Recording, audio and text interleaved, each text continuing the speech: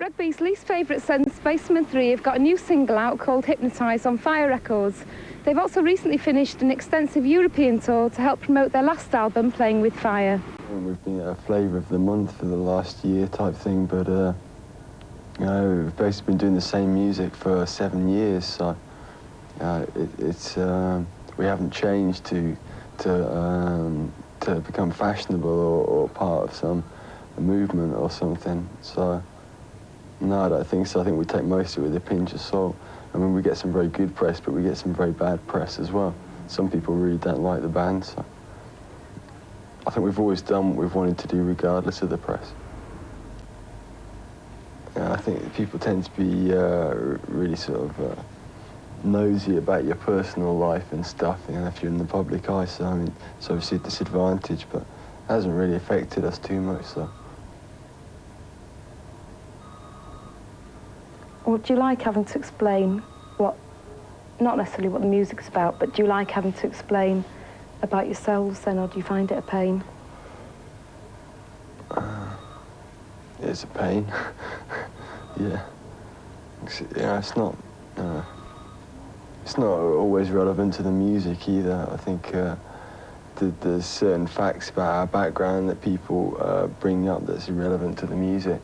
The fact I went to public school, some people really like to kind of use that to illustrate some point, I'm not sure what, but they really just, you know, people having preconceptions of what you should be like if you went to public school. You know, there's a downside to things like that, but it hasn't really affected us, you know.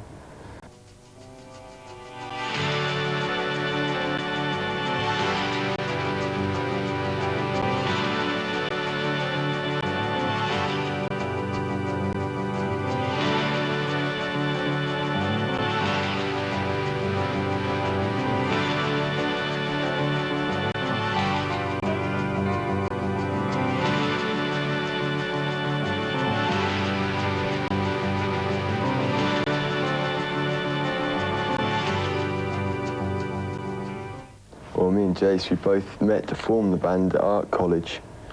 We both left school after our O-levels and went to art college to meet people to form bands and stuff.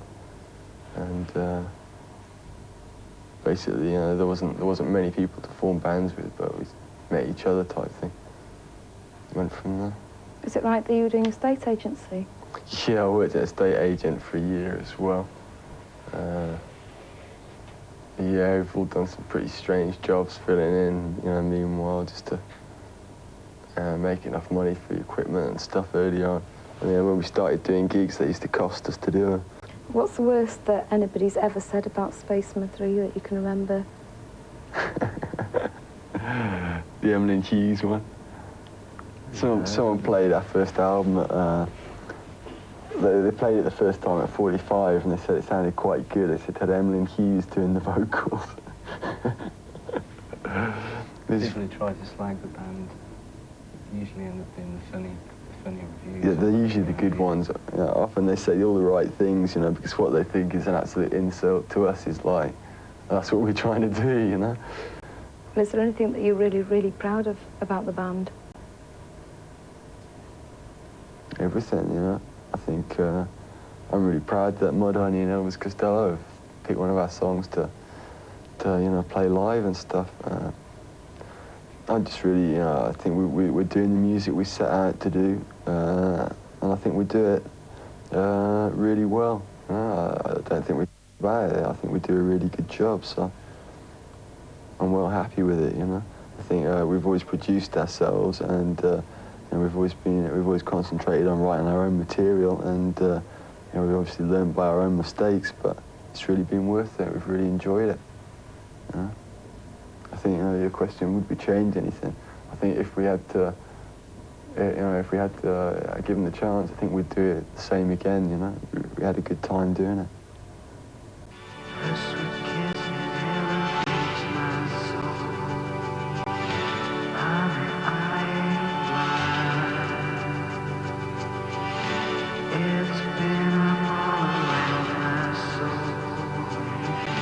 Let me hypnotize.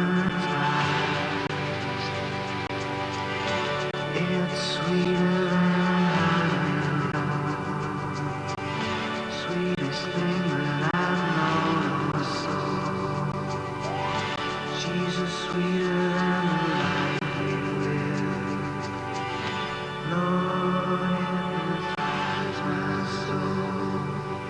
drugs questions are always, you know, a bit iffy, you know. It's a lot of people have got very strange preconceptions about people who take drugs.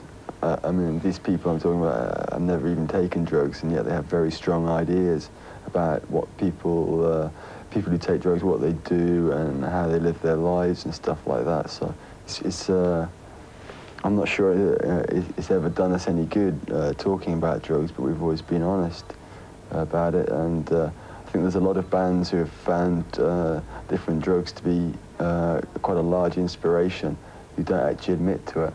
I think that's really a shame, you know, for whatever reasons, you know.